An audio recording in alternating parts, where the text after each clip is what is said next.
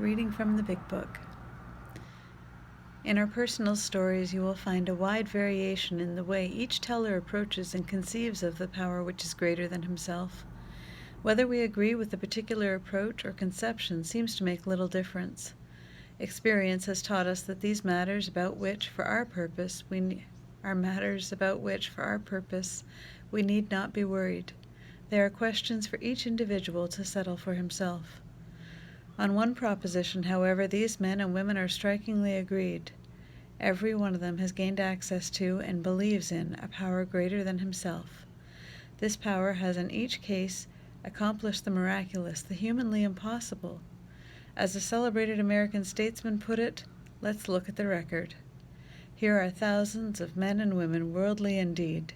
They flatly declare that since they have come to believe in a power greater than themselves, to take a certain attitude toward that power, and to do certain simple things, there has been a revolutionary change in their way of living and thinking. In the face of collapse and despair, in the face of total failure of their human resources, they found that a new power, peace, happiness, and sense of direction flowed into them. This happened soon after they wholeheartedly met a few simple requirements. Once confused and baffled by the seeming futility of existence, they show the underlying reasons why they were making heavy going of life. Leaving aside the drink question, they tell why living was so unsatisfactory. They show how the change came over them. When many hundreds of people are able to say that the consciousness of the presence of God is today the most important fact of their lives, they present a powerful reason why one should have faith.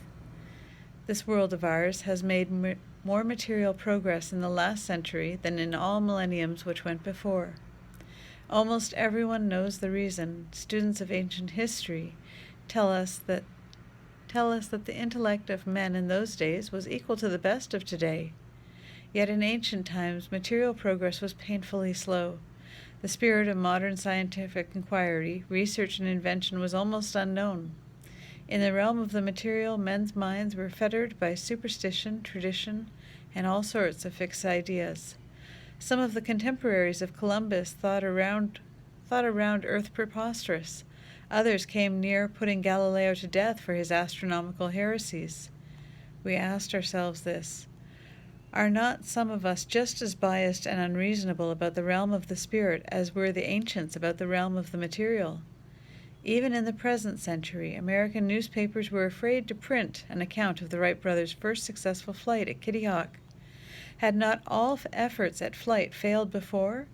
Did not Professor Langley's flying machine go to the bottom of the Potomac River? Was it not true that the best mathematical minds had proved man could never fly?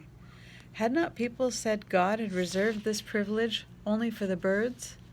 Only 30 years later, the conquest of the air was almost an old story, and airplane travel was in full swing. But in most fields, our generation has witnessed complete liberation of our thinking. Show any longshoreman in a Sunday supplement describing a proposal to explore the moon by means of a rocket, and he will say, "I bet they do it. Maybe not so long either."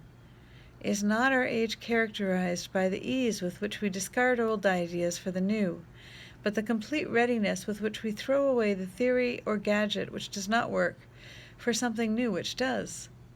We had to ask ourselves why we shouldn't apply our human problem to our human problem. We had to ask ourselves why we shouldn't apply to our human problems this same readiness to change our point of view. We were having trouble with personal relationships. We couldn't control our emotional natures. We were a prey to misery and depression. We couldn't make a living. We had a feeling of uselessness. We were full of fear. We were unhappy. We couldn't seem to be of real help to other people. Was not a basic solution of these bedevilments more important than whether we should see newsreels of lunar flight? Of course it was. When we saw others solve their problems by a simple reliance upon the spirit of the universe, we had to stop doubting the power of God. Our ideas did not work, but the God idea did. The Wright brothers' almost childish faith that they could build a machine which would fly was the mainspring of their accomplishment. Without that, nothing could have happened. We agnostics and atheists were sticking to the idea that self-sufficiency would solve our problems. When others showed us that God's efficiency worked with them, we began to feel like those who insisted the rights would never fly. Logic is great stuff. We liked it. We still like it. It is not by chance we were given the power to reason, to examine the evidence of our senses, and to draw conclusions. That is one of man's magnificent attributes. We agnostically inclined, we would not feel satisfied with a proposal which does not lend itself to reasonable approach and interpretation. Hence we are at pains to tell why we think our present faith is reasonable, why we think it is more sane and logical to believe than not to believe, why we say our former thinking was soft and mushy when we threw up our hands in doubt and said, "We don't know."